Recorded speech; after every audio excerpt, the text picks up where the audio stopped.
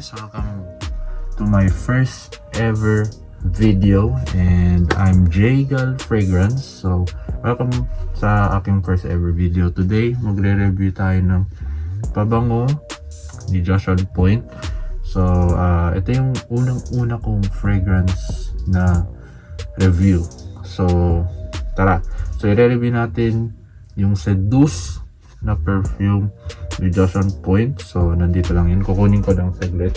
So ito, nakuha ko na pare. Ito yung Seduce. Ito yung unang-una niyang pabango na nirelease niya. And ito yung itsura ng bottle niya. Ayan, meron siyang JOP na pabango. And ito yung itsura ng box niya pare. Ayan, so medyo sira-sira na kasi pabalik na ako dito sa Canada. Nagbakasyon ako sa Pilipinas nung around February. So February nagbakasyon ako sa Pilipinas. And may naka-opportunity ako makabili nito. So yan, kung nagtataka kayo ba't ako naka-face mask, sira kasi yung bracket ng braces ko. So ang pangit tignan pag ngumingiti ako. So pag kung tatanungin nyo ako ba't ako nakasalamin, wala lang, pang iconic purposes lang. So ito yung tura ng box niya. Like I said, sira na. Tinape ko siya para ma-secure sa bagahe, para nung bumalik na ako ulit dito sa Canada. So nung umuwi ako ng Pilipinas, I got a chance to buy this. It only cost 400 pesos sa 50 milliliter na perfume. So ito yung itsura niya. Again, ito yung cup. Yan, so ito yung itsura niya. Atomizer, Seduce, JOP logo, and may reminder pa sa likod. So, nakalagay dito is store the bottle properly to prolong quality and shelf life of up to a year. Nakalagay, pero up to a year yata. Store in cool dark place. Consume Seduce perfume 5 to 6 months upon delivery day.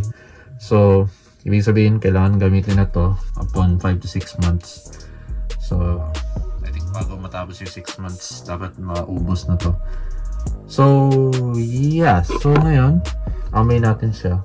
So I can visible my nose.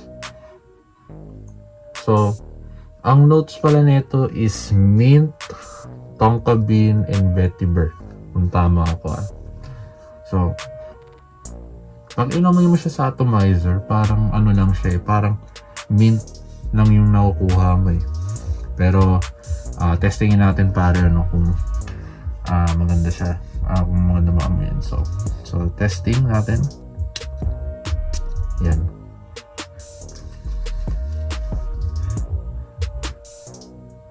Ang bango. So okay naman siya. May mint. So nakukuha mo lang siya is mint, tonka bean, medyo kalagitnaan, and then yung, but mostly sa akin mint yung nakukuha mo. So ito yung atomizer niya, kung yan, atomizer test na yan. Yan. So decent atomizer, maganda. Di siya yung mga lang, parang water gun na atomizer. Medyo solid siya. May mint. Definitely parang more on minty type of perfume siya pare, no? So sobrang bango, sobrang solid. Nasubukan ko na to actually sa trabaho, sa factory ako nagtatrabaho. And then I sprayed like ilan ba, mga 4 to 5 sprays kasi hindi naman siya ganun katapang. Safe naman siya i-overspray. And yung projection niya is hindi siya kalakasan. So I would say kailangan pa lumapit sa yung mga tao para maamoy ka nito gamit netong Seduce na to. So I would say yung projection, di ko masabi kung ilang foot, pero I would say kailangan lumapit sa yung mga tao para maamoy ka. And yung performance, nakalagay sa Shopee description niya is 6 to 8 hours. But from my experience, it's only like 5 to 7 hours. Pero by average, it's like 5 to 6 hours eh. Okay, kasama na yung first few hours, then including na yung dry down. So, I would say, yeah, 5 to 6 hours. It's not bad. It's decent. It's not great, but it's not bad. I'd say decent lang. So, and then yung amoy, sobrang bango talaga niya. And more on minty siya. And meron akong 4Play na nakabili rin ako ng 4Play. Pero i-review ko siya sa next video. So ito yung page kung saan siya bibilin. So Josh On Point sa Shopee. Yan. Mukhang sold out na naman siya eh. No, sold out siya. Ayan. For only 400 pesos lang.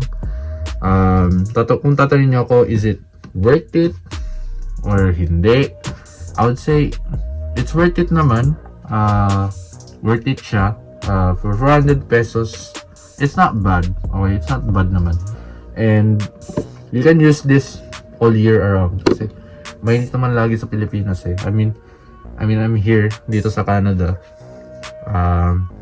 Hindi ko siya magagamit kasi spring pa lang dito and the weather is like under 15 degrees Celsius. So magagamit ko siya siguro mga around, kasi ang summer dito guys kasi June. So June ang summer dito sa Canada. So I'll definitely use this around June to August.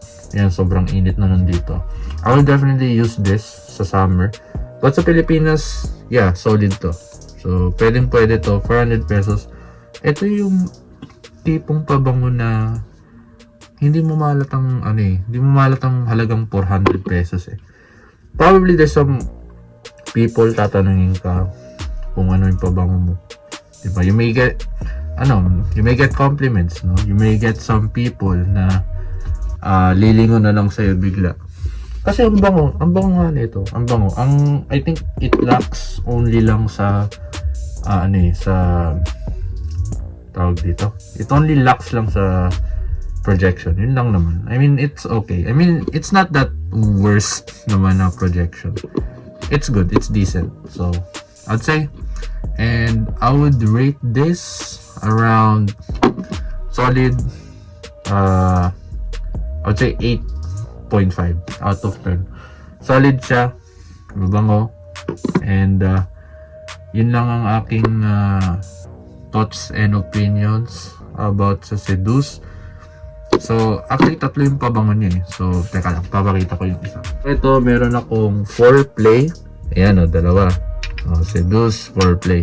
Ang wala lang ako guys, yung Climax. So, nung nandito na ako sa Canada, I think, nag-release siya ng bagong pabango, which is Climax. So, more of like, party scent, yung Climax.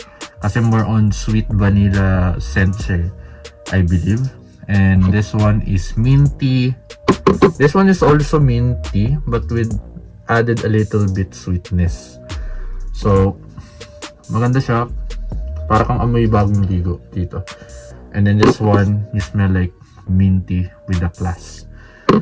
So, yun lang naman. But this one, I'll review this maybe in the next video. I'm not sure when.